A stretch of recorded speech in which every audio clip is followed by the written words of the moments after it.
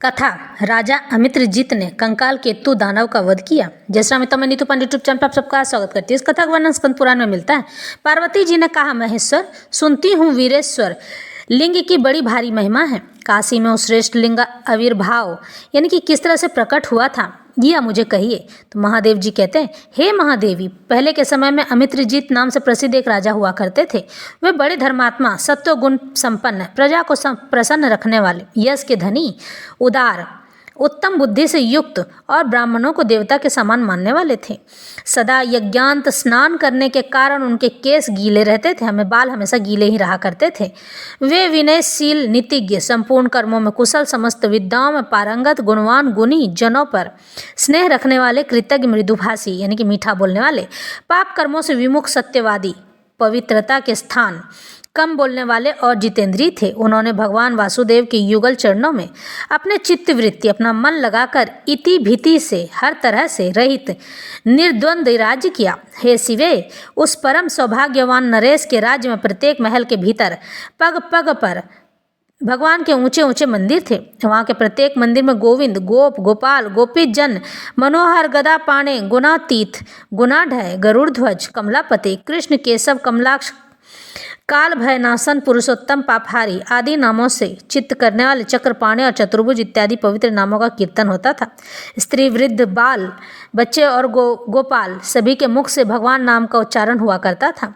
जहाँ तहाँ सब और भगवान विष्णु की मनोहर लीला कथाएं सुना पड़ती थी। घर घर में तुलसी के बगीचे देखे जाते थे। भगवान लक्ष्मीपति के पवित्र एवं विचित्र चरित्रों की चर्चा हुआ करती थी। महल की दीवारों पर श्रीहरि के विचित्र चरित्र ही चित्रकारों द्वारा अंकित किए जाते थे। भगवत कथा के सिवा दूसरी कोई वार्ता वहाँ बातचीत नहीं हुआ करती थी।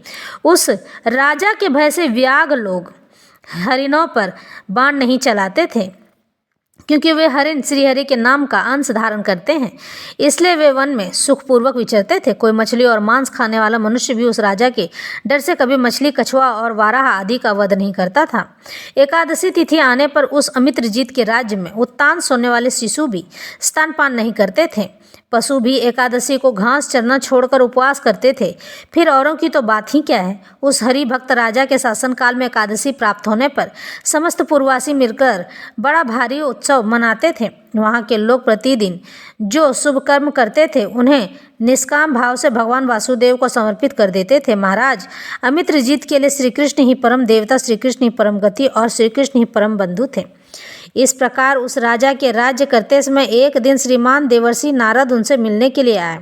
राजा ने मधुपर्क की विधि से उनका यथावत स्वागत सत्कार किया। तब नारद जी ने उनसे कहा, राजन, तुम धन्य हो, कृतार्थ हो, तुम संपूर्ण देवताओं के लिए भी माननीय हो, क्योंकि समस्त प्राणियों में तुम्हें भगवान गोविंद का ही दर्शन होता है, जो भगवान विष्णु वेद पुरुष हैं, यज्ञ पुरुष हैं, इस जगत के अंतरात्मा हैं तथा उसकी सृष्टि, पालन और संहार करने वाले भी हैं। इस संपूर्ण विश्व को उन्हीं भगवान का स्वरूप समझने वाले भूपाल शिरोमणि, आज तुम्हारा कल्याणकारी दर्शन पाकर मैं परम पवित्र हो गया। इस क्षण भंगुर संसार में एक ही सार वस्तु है, और वह यह है कि भगवान लक्ष्मीकांत के चरणारविंदों में भक्ति भाव बढ़ाया जाए, क्योंकि वह समस्त पुरुषार्थों को देने वाला है, जो सब कुछ छोड़कर सदा एकमात्र भगवान विष्णु का भजन करता है। पुरुषोत्तम जलबिंदु के समान पुरुष की सेवा में सब पदार्थ स्वयं ही उपस्थित होते हैं, जिनकी इंद्रियां भगवान ऋषि की वाणी में, चिंतन में, मन में, सर्वत्र सब जगह भगवान जनार्दन विद्यमान रहते हैं। वह नर रूप में साक्षात नारायण है, सदा उसी की वंदना करनी चाहिए। भगवान लक्ष्मीपति का निष्कपट भाव से ध्यान और पूजन करके इस पृथ्वी पर कौन श्रेष्ठ पुरुष नहीं हो पाया है।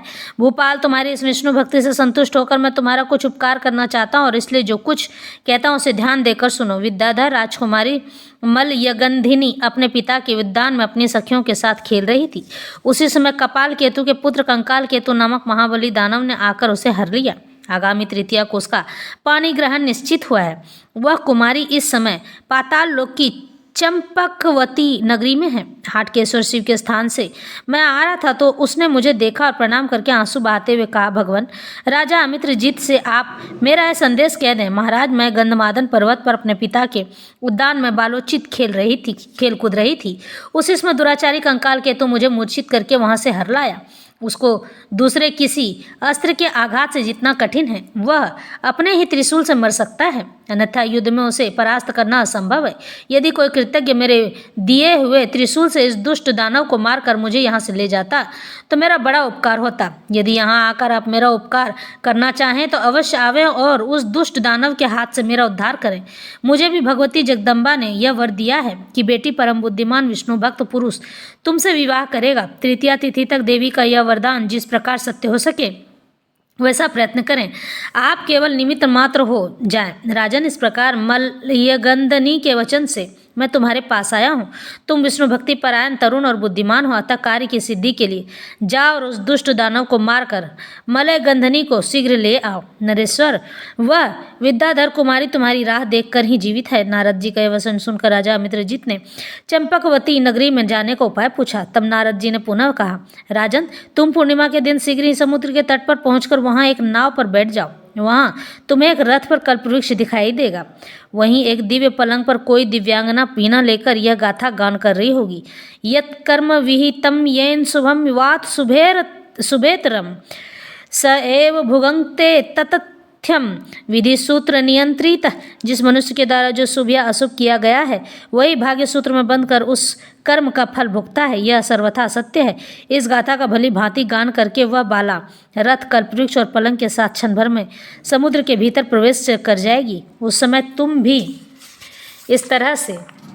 तुम भी निशंक होकर नाव से उतरकर यज्ञ वाराह की स्तुति करते हुए शीघ्र उसके पीछे पीछे चले जाना। ऐसा करने पर तुम पाताल लोक में चंपकवती नगरी को देखोगे। यूं कहकर ब्रह्म कुमार नारद जी अंतर्ध्यान हो गए। राजा ने समुद्र तट पर पहुंचकर पूर्वोक्त पहले के जैसा सब बातों का अवलोकन करके याद करके नारद जी के कहे अनुसार समुद्र के भीतर प्रवेश किया और वे चंपकवती नगरी में पहुंच गए। वहां उन्होंने उस विद्याधर कुमारी को देखा, मानो तीनों लोकों की सौंदर्य लक्ष्मी एकत्र मूर्तिमान हो गई है। राजा उसके पास पहुंच गए।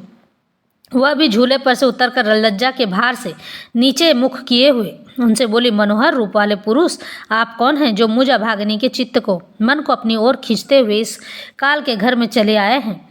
वह क्रूर आकृति वाला कंकाल केतु जब तक आ नहीं जाता है उसके पहले ही आप इस शास्त्रागार में छिपकर बैठ जाइए। श्री पार्वती जी के वरदान से वह मेरे कन्या व्रत को भंग करने में समर्थ नहीं है, किंतु परसों आने वाली तृतीया तिथि को वह मेरा पानी ग्रहण करना अवश्य चाहता है। विद्याधरी के ऐसा कहने पर महाभाव अमित्रजीत शास्त्रागार में छिपे हुए से बैठ गए। तदंतर सायंकाल में मृत्यु को भी भयभीत करने वाला वह भयंकर आकार वाला दानव आकर विद्याधरी से बोला, सुंदरी, इस दिव्य रत्नों को ग्रहण करो। परसों पानी ग्रहण होने से तुम्हारा कन्या भाव निवृत्त हो जाएगा। पानी ग्रहण का मतलब है विवाह हो जाना। कल प्रातः काल तुम्हारी सेवा के लिए सहस्त्रों दासियां दूंगा। दिक्पालों के घर में जितना भी वैभव है उस सबकी तुम स्वामिनी होगी। मेरी पत्नी बनने से तुम मेरे साथ दिव्य भोगों को उपभोग कर सकोगी। इस प्रकार प्रलाप करके वह दानव अपनी गोद में त्रिशूल रखकर उन्मत्त एवं निडर होकर सो गया। तब उसको सोया हुआ जानकर पार्वती जी के वरदान को याद करती हुई विद्याधर कुमारी ने मनुष्यों में श्रेष्ठ, सर्वांग सुंदर तथा विष्णु भक्ति से सुरक्षित राजा को बुलाया और दैत्य के अंग से त्रिशूल लेकर कहा, इसे ग्रहण कीजिए तथा इस दानव को शीघ्र मार डालिए। कन्या के हाथ से त्रिशूल लेकर बाल सूर्य के समान कांतिमान राजा अमित्रजीत ने हर्ष का अनुभव किया, खुशी का अनुभव किया और उस विद्याधर कुमारी को अभय दान दिया। फिर जगत की रक्षा करने वाले मणि रत्न स्वरूप चक्र सुदर्शनधारी श्रीहरि का मन ही मन स्मरण करके निर्भय होकर बाईं लात से उस दानव को मारा और कहा, अरे दो दुष्ट, उठकर खड़ा हो जा। कन्याओं पर बलात्कार करने वाले लंपट, आ मेरे साथ युद्ध कर। मैं सोते हुए शत्रु को नहीं मारता। यह सुनकर वह दानव बड़े वेग से उठा और बार बार कहने लगा, प्रिय, मेरा त्रिशूल तो दो। यह कौन है जो मौत के घर में आ गया है? मैंने ऐसे देख लिया है, अतः आज इसकी आयु पूरी हो चुकी है। ऐसा कहकर उस दानव ने राजा की छाती में बड़े जोर से मुक्का मारा। राजा के रक्षक भगवान थे, अतः उन्होंने उस आघात से थोड़ी सी भी वेदना का अनुभव नहीं होने दिया, यानी दर्द नहीं हुआ, परंतु उनकी कठोर छाती से टकराकर दानव का हाथ ही टूटने सा हो गया। तब राजा ने उसके मुख में एक तमाचा मारा। इससे दानव का सिर घूम गया और वह एक बार धरती पर गिरकर पुनः खड़ा हो गया। किसी प्रकार धैर्य धारण करके उसने राजा से कहा, मैंने जान लिया तुम मनुष्य नहीं, मनुष्य रूप में साक्षात विष्णु हो। मधुसूदन, यदि तुम बलवान हो तो एक बात करो, इस बड़े भारी त्रिशूल को त्याग कर अपने आयुधों से मेरे साथ युद्ध करो। तुमने वामन रूप धारण करके बलि को पाताल में भेजा है। तुमने नृसिंह रूप धारण करके हिरण्यकश्यपु का वध किया है।